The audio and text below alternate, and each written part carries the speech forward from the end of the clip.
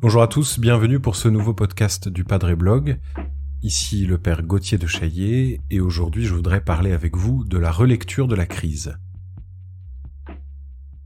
Il ne s'agit pas de croire que la crise est derrière nous, évidemment, puisque nous sommes en plein dans la crise du coronavirus et que, évidemment, d'autres crises vont suivre.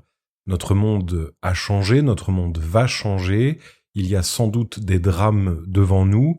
Alors, on est bassiné dans les médias par tout ce qu'il y a de difficile, de compliqué, de douloureux à vivre, et ça ne risque pas de changer. Alors sans doute que vous voudriez que dans un podcast, on vous parle de choses positives, et ce serait très bien de pouvoir avoir de la légèreté, c'est vrai, mais une des manières d'être positif ou une des manières d'être constructif, c'est de faire face, selon la fameuse devise de Bernanos, faire face, et une manière de faire face, c'est d'agir avec intelligence, et de regarder avec intelligence les choses.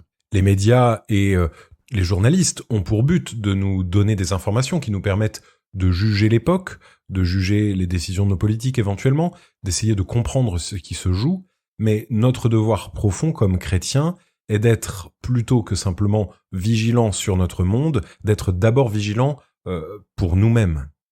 Donc nous vous proposons 2 outils pour vivre une relecture des événements qui viennent de se produire pour nous, de ces quelques jours de confinement, pour pouvoir progresser.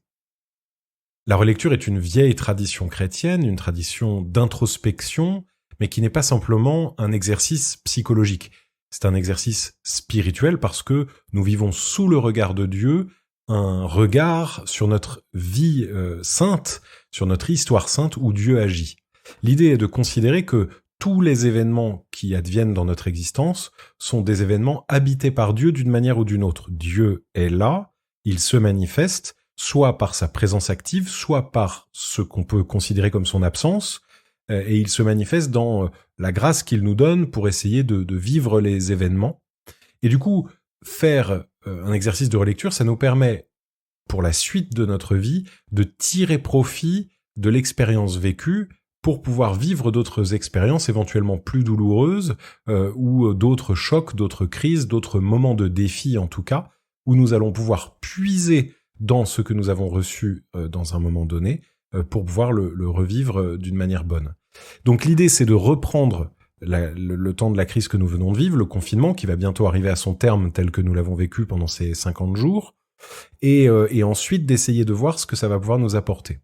Alors, les 2 outils qu'on vous propose, c'est exactement le même contenu, mais c'est sous 2 formes différentes, soit sous la forme d'un tableau, soit sous la forme d'une liste, et ça a pour but de visiter la famille, les proches, le travail, la prière, la formation intellectuelle, le corps, les écrans, les loisirs, et éventuellement d'autres choses, sous l'angle de ce qui a été difficile, ce qui m'a fait défaut, ce que j'ai mis en place, ce que j'ai découvert, ce qui s'est bien passé, et ce que je veux garder.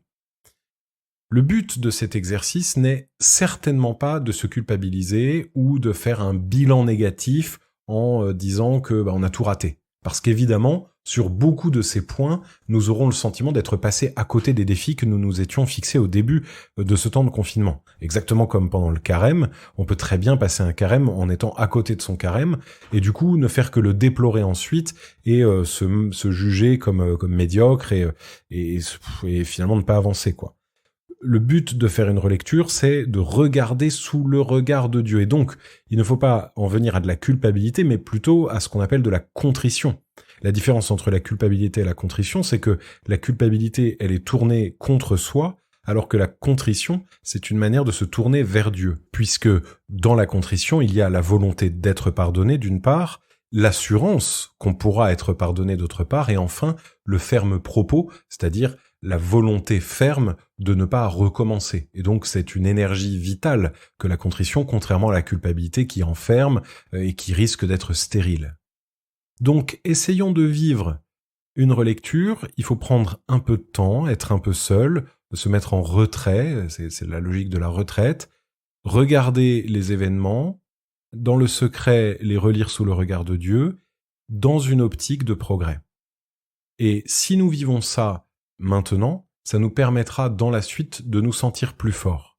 Faisons l'effort de voir là où il y a eu de belles et bonnes choses. Il ne s'agit pas non plus de se mentir, il faut regarder avec lucidité là où sont nos fragilités pour l'avenir, mais là où nous avons eu des forces, eh bien il faut aussi puiser là dans l'avenir pour pouvoir résister.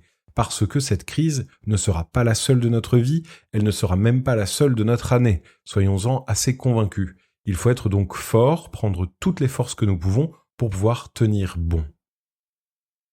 Merci d'avoir écouté ce petit podcast. Merci de continuer à nous suivre sur les réseaux sociaux. Le Padre Blog vous assure de notre prière en ces temps difficiles. Nous sommes là à vos côtés.